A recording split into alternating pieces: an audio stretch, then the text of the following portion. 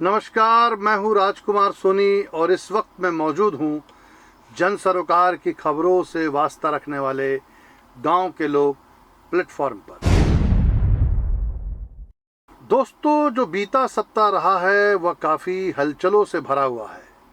लोकसभा चुनाव के बाद से ही इंडिया गठबंधन के नेताओं में काफ़ी जोशो खरोश देखा जा रहा था और यही एक वजह है कि 7 राज्यों की 13 सीटों पर हुए विधानसभा उपचुनाव में भी इंडिया गठबंधन ने शानदार प्रदर्शन करते हुए कमाल कर दिखाया है। हालांकि जो राजनीति के धुरंधर हैं उनका कहना है कि बीजेपी सोची समझी योजना के तहत उपचुनाव में दूसरे दलों को जीतने का मौका दे देती है, लेकिन मुख्य चुनाव में बाजी अपने पक्ष में कर लेती है। फिर बहस चलती है कि ईवीएम खराब है और ईवीएम खराब नहीं है, वगैरह वगैरह वगैरह। बहरहाल बात जो भी हो, उपचुनाव में इंडिया गठबंधन को 13 में से 10 सीटों पर जीत हासिल हुई है, जबकि बीजेपी के खाते में महज 2 सीटें ही आ पाई है। बीजेपी को उपचुनाव में बिहार, पश्चिम बंगाल से लेकर उत्तराखंड में बड़ी हार का सामना करना पड़ा है।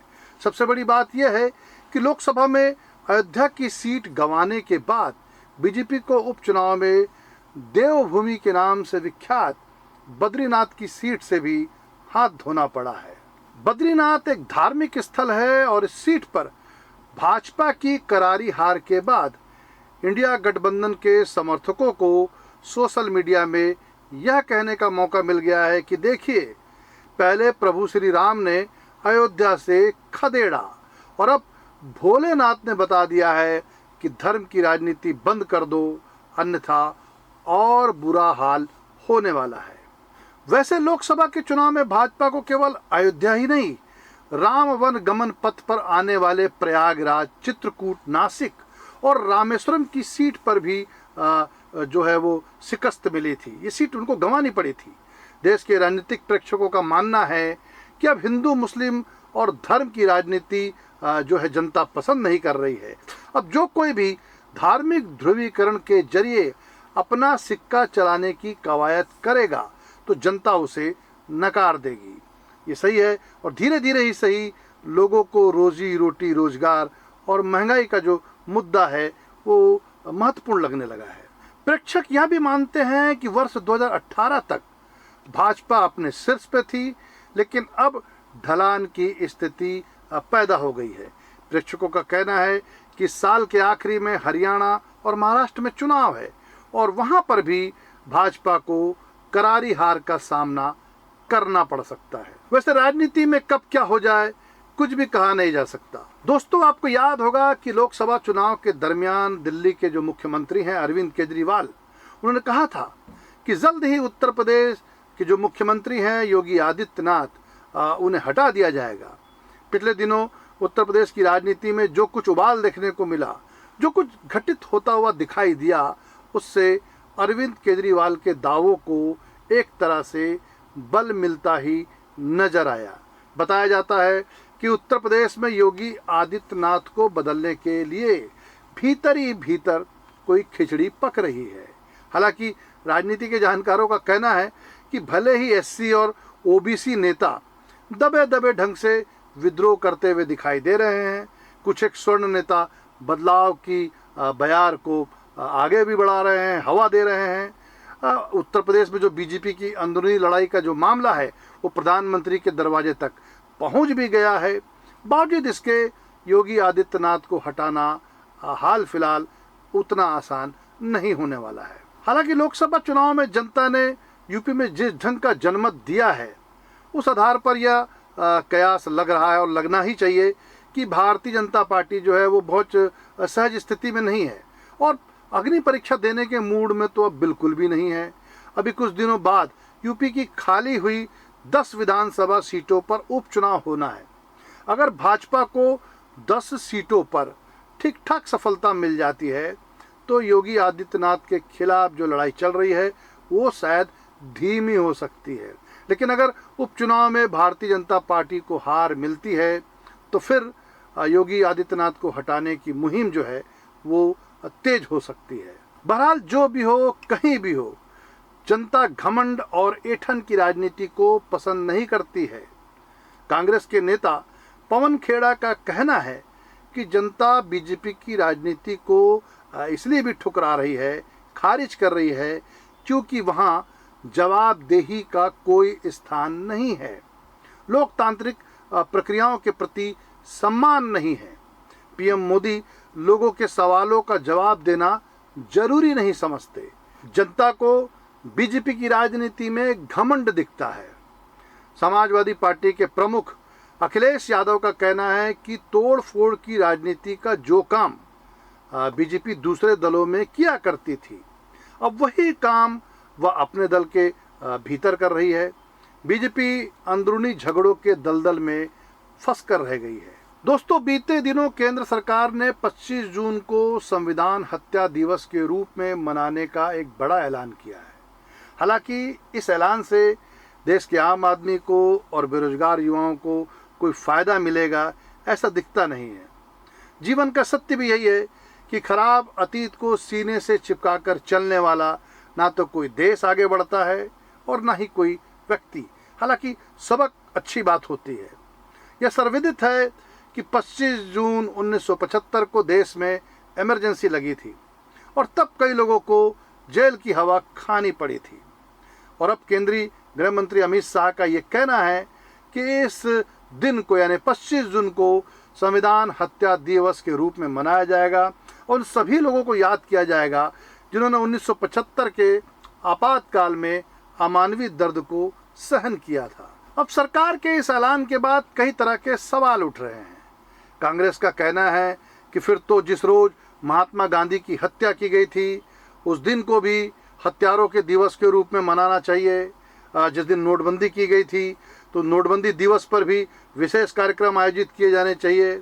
एक सवाल यह भी उठ रहा है कि जब इमरजेंसी लगाने वालों को इस देश की जनता ने महज 3 साल के भीतर ही फिर से सिर माथे पर बिठा लिया था, तो यह कैसे समझा जाए कि बीजेपी की संविधान हत्या दिवस मनाने वाली जो रणनीति है वो सफल हो जाएगी।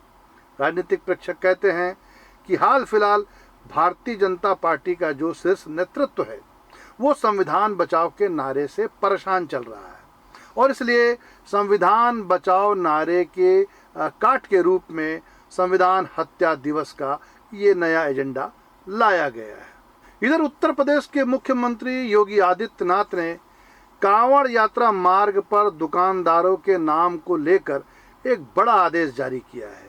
सीएम योगी का आदेश है कि पूरे यूपी में कांवड़ जो यात्रा निकलेगी उसके मार्गों पर खाने पीने की दुकानों पर जितने भी होटल हैं उसके संचालक, मालिक का नाम, ढाबों का नाम, पहचान लिखना बहुत अनिवार्य होगा। जारी आदेश में कहा गया है कि कांवड़ यात्रियों की आस्था और उसकी शुचिता को बनाए रखने के लिए ये फैसला लिया गया है। इसके अलावा कांवड़ यात्रा मार्ग पर हलाल सर्टिफिकेशंस वाले जितने भी प्रोडक्ट होते हैं उसको बेचने वालों पर भी कार्रवाई करने की बात आदेश में की गई है। अब योगी आदित्यनाथ के इस आदेश के बाद भी विरोध देखने को मिल रहा है। सोशल मीडिया पर लोग लिख रहे हैं कि सभी पेट्रोल पंपों पर भी यह अनिवार्य रूप से लिखा हुआ होना चाहिए कि उपलब्ध पेट्रोल और डीजल किस देश से आया है। वैसे सब जानते हैं कि पेट्रोल तो अरब मुल्कों से ही आता है। कांग्रेस का कहना है कि भारत के सबसे बड़े मीट एक्सपोर्टर जो हैं वो हिंदू ही हैं। क्या हिंदुओं द्वारा बेचा गया मीट कहीं और जाकर दाल भात में तब्दील हो जाता है? ठीक वैसे ही अगर किसी अल्ताफ ने आम या अमरूद बेच दिया तो वह क्या किसी गोश्त में बदल जाएगा? अब शुचिता के नाम पे जारी किया गया यह आदेश वापस होगा या नहीं होगा यह साफ नहीं है, लेकिन धर्म और जाति और खान पान के आधार पर लोगों को बांटने वाले इस आदेश की तीखी आलोचना हो रही है और एक बड़ा वर्ग इसे सही नहीं मान रहा है। दोस्तों, चलते चलते कुछ बातें और कर लेते हैं। अभी हाल के दिनों में एक राष्ट्रीय शादी चर्चा के केंद्र में रही है। इस शादी में देश विदेश के तमाम नामचीन लोगों ने शिरकत की। प्रधानमंत्री नरेंद्र मोदी भी वहीं गए जिन्होंने टेम्पो भर भर कर रुपया भिजवाने की बात कही थी, लेकिन राहुल गांधी ने वहां जाना जरूरी नहीं समझा। इस बीच जियो के रिचार्ज दामों में बढ़ोतरी कर दी गई। खबर है कि मुकेश अंबानी की कंपनी ने 10 दिनों के भीतर ही 25,000 करोड़ रुपए कमा लिए हैं। इधर यूनिसेफ और विश्व स्वास्थ्य संगठन की जो हालिया रिपोर्ट आई है वो बेहद चौंकाने वाली है। इस रिपोर्ट में यह बताया गया है कि भारत में वर्ष 2023 में लगभग 16 लाख बच्चों का टीकाकरण नहीं हुआ, यानी 16 लाख बच्चों को टीका नहीं लगा। असंगठित क्षेत्र में रोजगार घट गया है और बेरोजगारों की संख्या में बढ़ोतरी हो गई है। लेकिन इसके बीच ही महाराष्ट्र में चुनाव करीब है तो वहाँ की सरकार ने लाडला भाई योजना प्रारंभ की है। अब वहाँ 12वीं पास करने वालों को सरकार 6,000 रुपये देगी, डिप्लोमा रखने वाले छात्रों को 8,000 रुपये महीना मिलेगा और ग्रेजुएट करने वालों को 10,000 रुपये दिए जाएंगे। यह सब तब होगा जब होगा।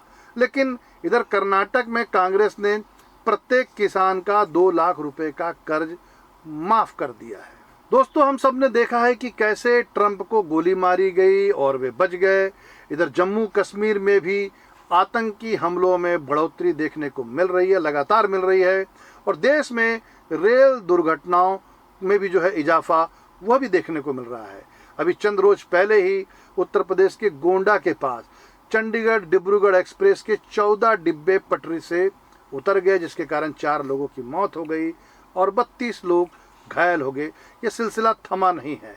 नकारात्मकता से भरी हुई खबरों के बीच हम सब के लिए एक सुखद खबर यह भी है और ये पढ़ने देखने को मिली है कि एक चोर ने माफीनामे के साथ चोरी का सामान लौटा दिया है।